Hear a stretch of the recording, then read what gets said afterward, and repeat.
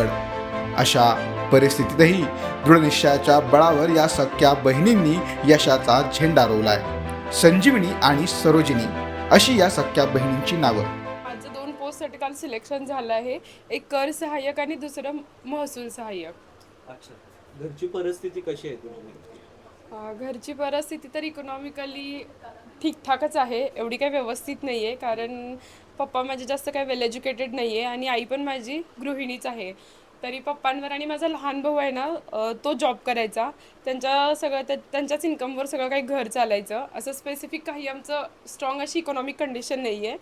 Situation तशी घरची म्हणायला गेलं तर हलाखीचीच आहे. साधारणतः घरचं मासिक उत्पन्न किती असायचं? घरचं मासिक उत्पन्न वार्षिक हे माझं मासिक उत्पन्न 10,000 ते 12,000च्या रेंजमध्ये आहे. 10,000 ते 12,000च्या रेंजमध्ये 6 जणांचं कुटुंब चालवून तुम्ही नेमका हा प्रवास कसा केला? तेच तरी म्हणून म्हणजे मासिक उत्पन्न कमी असल्यामुळे आम्ही काही बाहेरच्या असं पुणे वगैरे अशा सारख्या सिटीमध्ये जास्त दिवस राहून काही स्टडी नाही केला. आम्ही त्यासाठीच घरी इथं सोलापूरमध्ये लायब्ररी जॉईन केली आणि तिथं लायब्ररीमध्ये आम्ही स्टडी करायचो. शिक्षण काय झालं तुमचं? माझं एज्युकेशन BCom झालं आहे. काय मेसेज देतो स्टुडंटला? येणाऱ्या स्टुडंटला काय सांगाल तुम्ही की MPSC म्हणजे मोठमोठे कोचिंग क्लासेस लावलं तरच यशस्वी होते, असं काय आहे का? असं काहीच नाही आहे आणि असं पण नाही की आपलं बॅकग्राऊंड पण खूप स्ट्रॉंग असलं पाहिजे किंवा आपले आईवडील पण वेल एज्युकेटेड पाहिजे, असं काहीच नाही आहे. फक्त एक्झामची रिक्वायरमेंट समजून घेतली पाहिजे, सिलेबस चांगला समजून घेतला पाहिजे, एक्झामचं पॅटर्न काय आहे ते समजून घेतलं पाहिजे आणि जर कॉन्सेप्ट क्लिअर असतील तर आपण ही पोस्ट आरामात क्रॅक करू शकतो, क्लिअर करू शकतो, भेटू शकतो. मी संभाजीराव शिंदे प्रशालेमध्ये माझं शिक्षण झालं आहे आणि माझं कॉलेज संगमेश्वर कॉलेजला झालं आहे आणि डिग्री पण तिथेच झाली आहे. डिग्री झाल्यानंतर मी 1-1.5 वर्षाचा गॅप घेतला.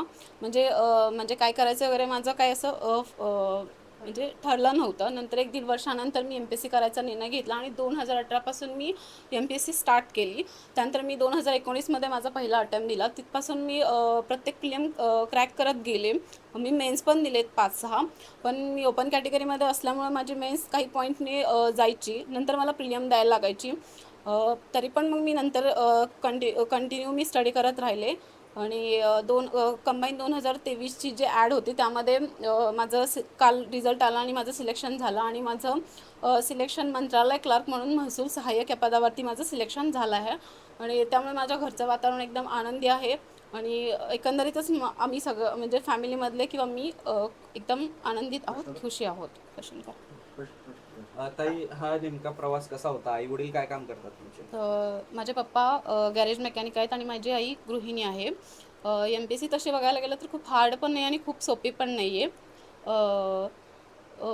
म्हणजे सातत्य, कंटिन्युटी आणि सिलेबस किंवा क्वेश्चनचा पॅटर्न वगैरे समजून घेतला तर आपण नक्कीच ह्या फील्डमध्ये सक्सेस मिळवू शकतो. साधारणतः किती तास अभ्यास करायचा तुम्ही?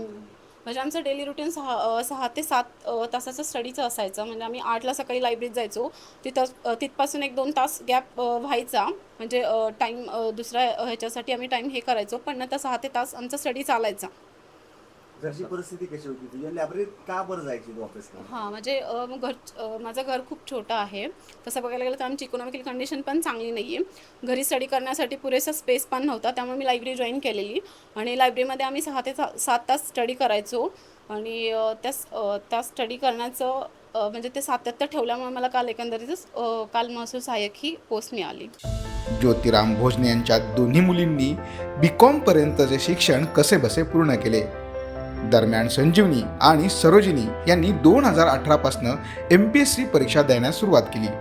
दरम्यान 3 वर्ष कोरोना काळात परीक्षाच झाली नाही, त्यामुळे त्या दोघीही खचून गेल्या. मात्र या दोघींनी MPSC मध्ये यश मिळवायचे हा एकमेव उद्देश डोळ्यासमोर ठेवून परिस्थितीला सामोरे जात यशाचा झेंडा रोवला. मुलींचं यश पाहून आईवडीलही अश्रूंना रोखू शकले नाही. माझ्या मुलींना जे शिक्षण शिकवलं, त्यांनी जी आज जी गोष्ट घेतली आहे ते माझी इच्छा जे पूर्ण केली तिने आज पूर्ण केली. इच्छा माझ्या मनात जे होतं की बाबा मुलीला मी शिकवायचं आणि पोस्ट तिने घ्यायची, ते आज पूर्ण केली. तुमच्या मुलींना पाहुण्या वयातून काही दबाव येत नव्हता? त्या मुलींचं वय वाढत चाललंय, बोलत होते ना, पुष्कळ जण बोलत होते मला, अरे किती दिवस ठेवतो मुली, एज व्हायला लागलंय ना, नोकरी नाही लागल्यानंतर काय करणार, पुन्हा कुठं शोधणार, भरपूर जण म्हणत होते. पण तो विचार मी मनावर घेतला नाही आहे. माझा ध्येय होता शिकवायचं आणि नोकरी लावायची. ते माझी इच्छा पूर्ण काय काम झाली. करता तुम्ही? गॅरेज मोटरसायकल मेकॅनिक आहे. हा सगळं खर्च भागायचा वर्षभर महिन्याभराचं करायचं ॲडजस्ट करायचं. adjust करायचं. ॲडजस्ट केल्यास तर होणारच नाही आहे. हा, हा. नाही म्हणून बसलं तर होणारच नाही काय. आज एक गॅरेज मेकॅनिकच्या मुली ज्या आहेत ती एमपीएससीचे परीक्षेत पास झालेल्या आहेत. आनंद आहे. हो, आनंद. पुष्कळ आनंद आहे. पुष्कळ सांगूही शकत नाही किती आनंद आहे आज माझ्या मनात तो. मावशी तुम्हाला काय वाटतंय? मला काय नाही, आनंद वाटते की माझ्या मुली एवढ्या शिकल्या. मला आनंद वाटतंय. मुलीने नाव केलं का तुमचं? हो, मुलीने नाव केलं. हा? मुलीने नाव केलं. हो, माझं नाव केलं मुलीने. आनंद आहे. हो, आनंद आहे.